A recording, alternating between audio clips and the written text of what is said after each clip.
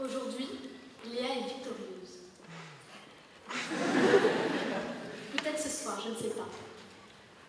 J'ai reçu un télégramme d'Angéloquence.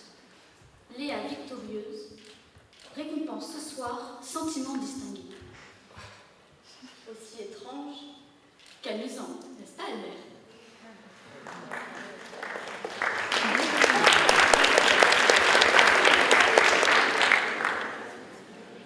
Pour la première fois dans l'histoire de l'éloquence, les orateurs attiques de Cicéron à Sophocle, en passant par Bertrand Perrier et l'illustre Marin Villeroy.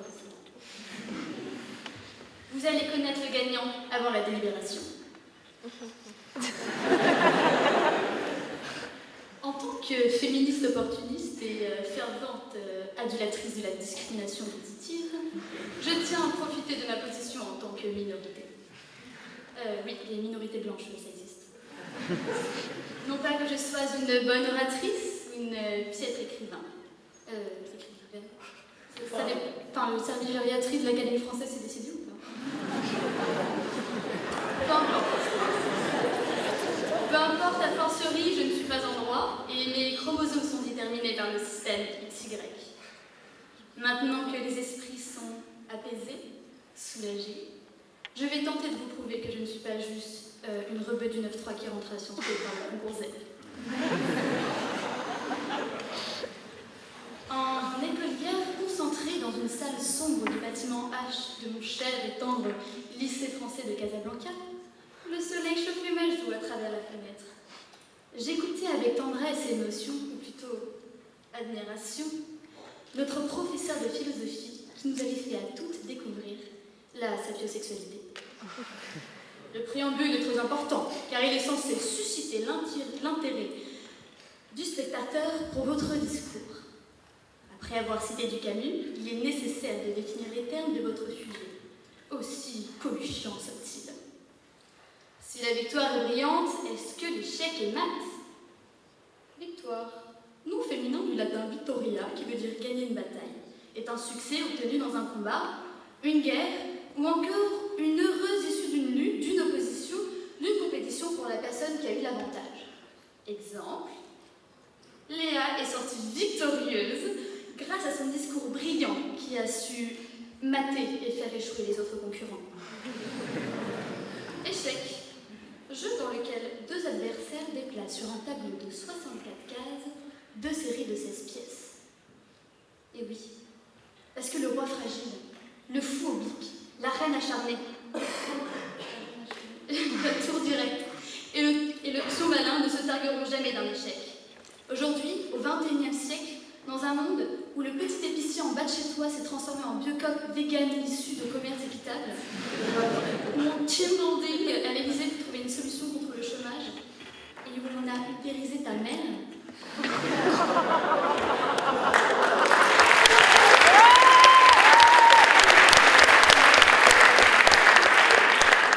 Non, il n'y a plus d'échec possible. Aujourd'hui, Churchill dirait: le succès, c'est d'aller de victoire en victoire sans perdre son enthousiasme. Nietzsche crierait que ce qui n'est pas une école de commerce du top 5 te rendra Montfort. Je pense parce qu'en fait, je suis en éco-gestion.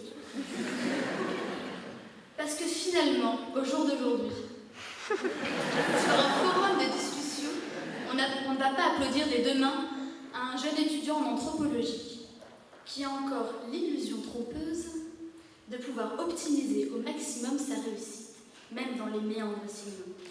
Quelle plaie!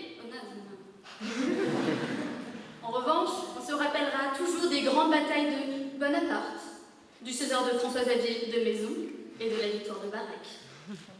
Bien sûr, on se souvient tous notamment de la bataille d'Héraclée sur la cité de Lucanie en 180.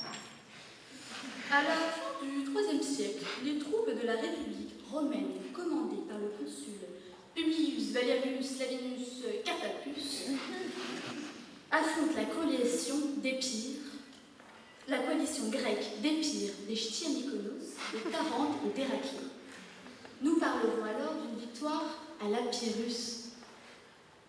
Et c'est en Candide que je vais vous conter cette histoire. Rien n'était si beau, si leste, si tchatcheur, si brillant, si bien ordonné que les armées. Les trompettes, les chiffres, les hautbois, les synthés, les canons formaient une harmonie telle qu'il n'en eut jamais en enfer. Les canons renversèrent d'abord à peu près 6000 hommes de chaque côté. Ensuite, la mousqueterie ôta du meilleur des mondes 9 à 10 000 coquins qui en infectaient la surface. Je tremblais comme un philosophe, me cachais du mieux que je pus pendant cette boucherie héroïque.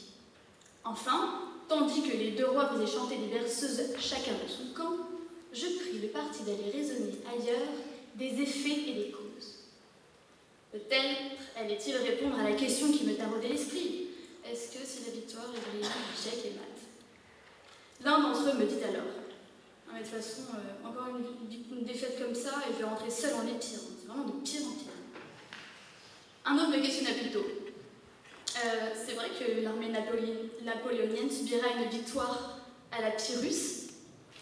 Mais non, son voisin lui répondit, non, il n'y a que les vieilles armées pharaoniennes qui remportent des victoires à la Papyrus. Et là, tout d'un coup, que vois-je à travers mes lunettes, reflets bleus, mi-bobo, mi-attends? T'as pas lu le dernier Epix Bellamy?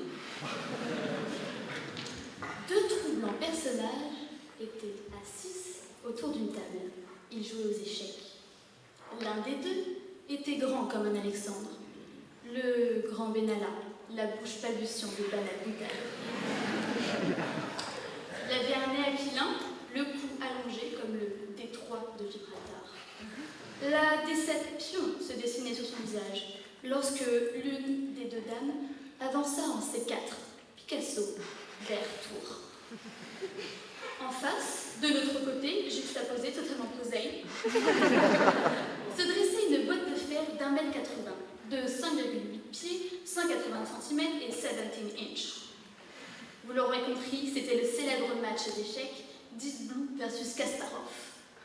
Alors si la victoire est brillante, comme le métal de l'ordinateur Deep Blue, est-ce que je peux voir comme dans un miroir ma réussite, car c'est le reflet de ton échec? Ou pas? Demandons plutôt aux grands généraux qui généreront pour nous les plus grandes batailles de répondre à notre question. Charles maniait bien la hoche, qu'il lança vers Saint-Gétorix. Ce dernier criant de douleur, « Mais Pétain, j'offre un Bonaparte à celui qui martèlera Charles. »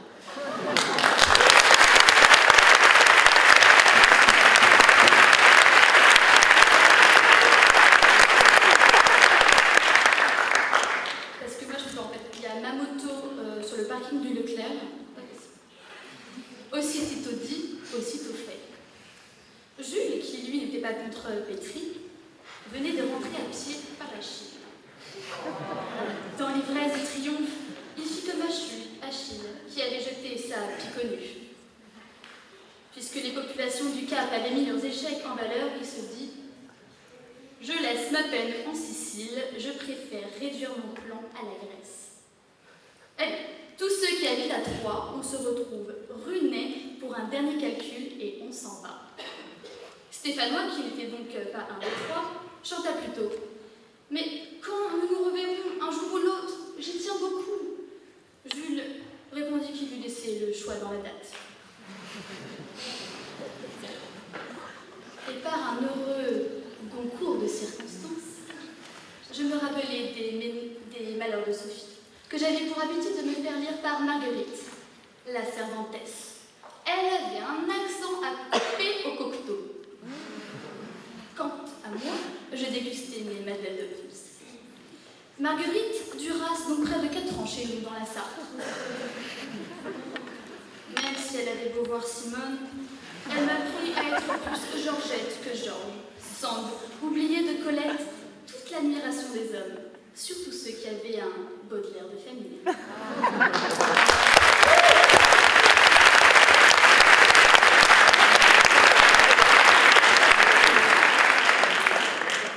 Il n'y a pas de victoire, il n'y a pas d'échec, il n'y a pas de bonne ou de mauvaise situation.